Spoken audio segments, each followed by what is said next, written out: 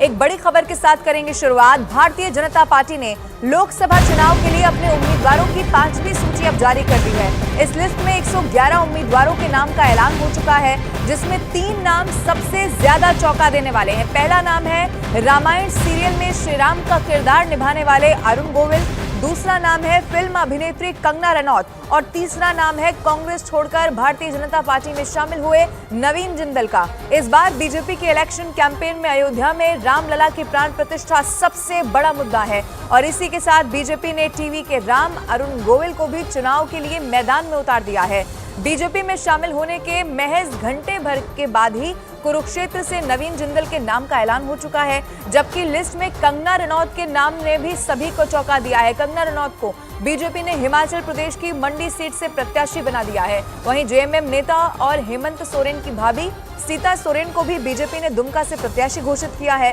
सीता सोरेन हाल ही में भारतीय जनता पार्टी में शामिल हुई थी, तो ये 5वीं सूची भारतीय जनता पार्टी की तरफ से लोकसभा चुनाव के मद्देनजर जारी कर दी गई है। 3 नाम जो सबसे ज्यादा चौंका देने वाले हैं, उसमें श्रीराम का किरदार निभाने वाले अरुण गोविल भी हैं। अब आपको ये बता दें कि भारतीय जनता पार्टी से टिकट मिलने के बाद कंगना रनौत ने ट्वीट किया है और ये लिखा है, मेरे प्यारे भारत और भारतीय जनता की अपनी पार्टी, बीजेपी को मेरा हमेशा बिना शर्त समर्थन रहा है।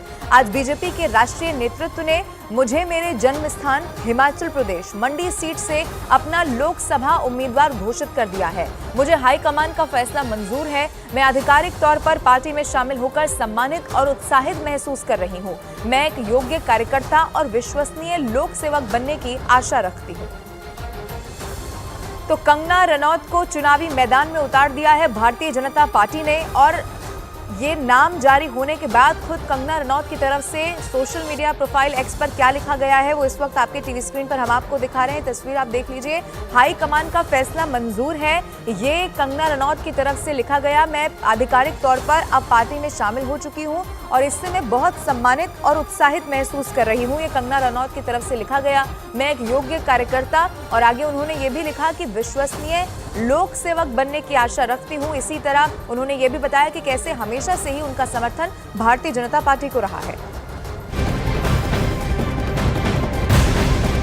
और लोकसभा चुनाव के लिए बिहार की 40 सीटों पर घमासान लगातार जारी है। एनडीए में सीटों का बंटवारा तय हो चुका है और अब प्रत्याशियों के नाम का ऐलान भी हो गया है, लेकिन महागठबंधन में अभी भी सीट शेयरिंग को लेकर कई सारे पेच फंसे हुए हैं। आरजेडी और कांग्रेस के बीच सीटों के बंटवारे को लेकर खींचतान चल रही है। इंडिया गठबंधन के दलों में भले ही सीट शेयरिंग को अंतिम रूप ना दिया गया हो, लेकिन आरजेडी अपने प्रत्याशियों को सिंबल बांट रही है, जिसकी वजह से कांग्रेस और लेफ्ट दल अब नाराज बताए जा रहे हैं। दावा तो यहां तक किया जा रहा है कि अगर यही हालात रहे तो इंडिया के दलों में दरार तक आ सकती है और अलग अलग चुनाव भी हो सकता है कि फिर लड़ जाएं।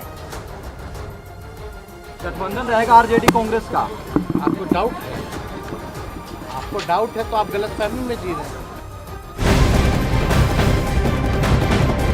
और लोकसभा चुनाव के लिए बिहार में इंडिया में शामिल घटक दलों के बीच अभी भी खींचतान चल रही है। दावा यह है कि आरजेडी की ओर से पार्टी के 10 से ज्यादा उम्मीदवारों को सिंबल सौंप दिया गया, जिसकी वजह से बिहार कांग्रेस के नेताओं और संभावित उम्मीदवारों में बहुत नाराजगी है। इन सब के बीच में आरजेडी प्रमुख लालू प्रसाद यादव रविवार शाम को राबड़ी देवी और तेजस्वी यादव समेत पूरे परिवार के साथ दिल्ली पहुंचे हैं। बताया गया कि दिल्ली में ही लालू यादव की कांग्रेस नेतृत्व से मुलाकात हो सकती है और सीट बंटवारे पर चर्चा की जा सकती है। हालांकि सूत्रों के हवाले से खबर यह है कि लालू यादव ने कांग्रेस को सीधी चेतावनी दे दी है कि अगर दी हुई सीट मंजूर नहीं तो कांग्रेस फैसला लेने के लिए स्वतंत्र है। यानी कि क्या ये अल्टीमेटम है कि ये जो गठबंधन है उसकी राहें अलग हो सकती हैं।